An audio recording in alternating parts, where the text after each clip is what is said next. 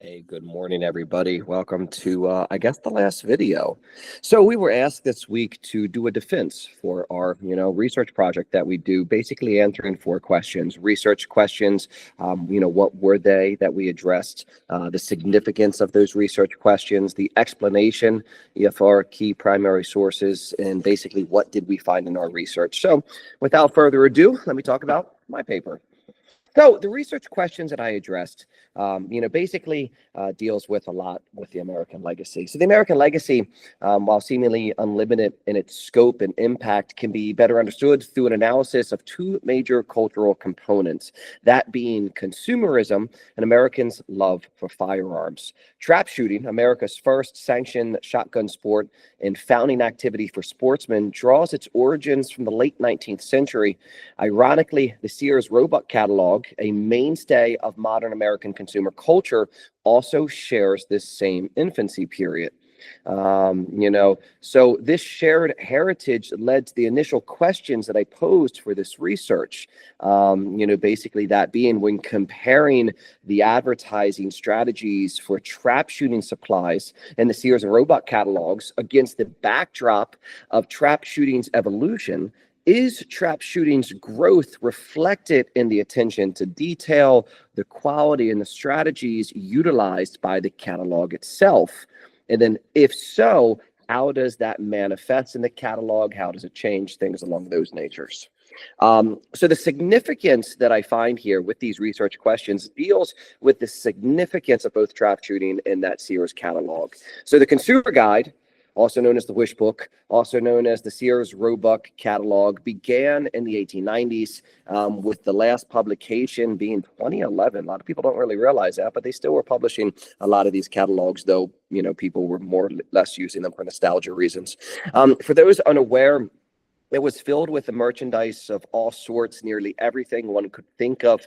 However, it should be noted that it was best suited for the rural household of the farms in the small towns who were too far from retail districts to have many other retail options. Of course, this is when it first started. In fact, Melissa Walker and James Cobb make the argument in their book, The New Encyclopedia of Southern Culture, that the federal government ought to strike a medal for Sears Roebuck Company for sending all of these catalogs to the farming families, for bringing all of that color and all of that mystery and all that beauty onto the lives of country people. All right, end quote with that. Sears sought to improve the daily lives of their targeted consumers, and its major artifact was the American consumer, culture. It's going to be a major artifact for the American consumer culture. On the other hand, also significant is the role that trap shooting has played on the shaping of Americana. Trap shooting, too, has its origins in the 19th century, with tournament shooting reaching fever pitch by the 1890s. At this stage, trap shooting primarily targeted live pigeons, though there was a surging outcry of its wanton cruelty. American ingenuity, therefore, soon developed alternative target options, chief among which was the clay pigeon target that basically takes over. So by 1900, the first Grand American Handicap at Targets, basically the premier tournament in the world, was introduced and has run uninterrupted ever since. Shooting clay targets either competitively or for recreation has gone on to shape sportsman culture in the rural bands of America. In fact, today, trap shooting is one of the fastest growing high school sports, especially in the Midwest regions. The role trap shooting played being the first sanctioned shotgun sport in America in developing a safe gun-loving culture, it just can't go understated. So that's a lot of the significance to this. Needless to say, they both warranted further research, but they warranted, a further research in a comparative manner as well. So, explaining the key primary sources that I used, while there was certainly a wealth of secondary research, options for this thesis, the primary source data was readily available as well. To establish the marketing trends of the Sears Roebuck Company at this time, I turned to the digitized copies of the Sears Roebuck catalogs from 1896 to 1918, most of which can be found on Internet Archives.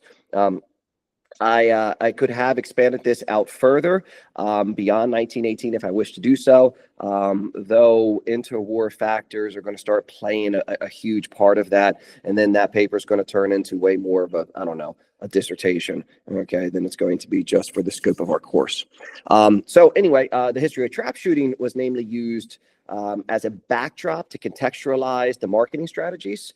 So less primary source was required there, but it's still very important. With that said, various newspaper articles helped to corroborate the work of basically, arguably, the first trap shooting historian, which was D.H. Eaton, seeing that his role in organizing the Grand American Tournament stretched back as far as 1900 when it started. Goes without saying that his pivotal book, all right, Trap Shooting, the Patriotic Sport, is going to serve as the main primary source for this research, since he had firsthand, accounts of all of this. And then my summation of my research findings: Sears, Roebuck and Company created an empire that dominated the mail order consumer market starting at the turn of the century. It then later, expanded out into the brick and mortar retail market, for the rest of the century that followed.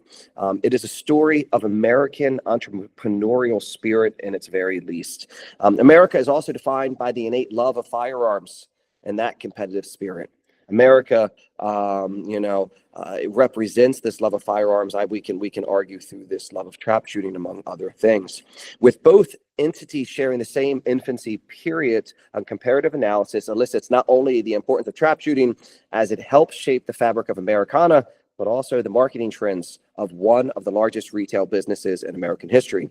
This analysis demonstrated that Sears, as represented through the consumer guide, was acutely aware of the public sentiment, a sentiment that could either have caused hefty profits or gave, public attention or too much public attention in bad, situations. Sears Roebuck Company correctly read the warning signs on those live pigeon shoots early on, as they attracted allegations of wanton cruelty. So they pulled these products listings from their catalogs, and they actually did so a little bit before, the public caught on.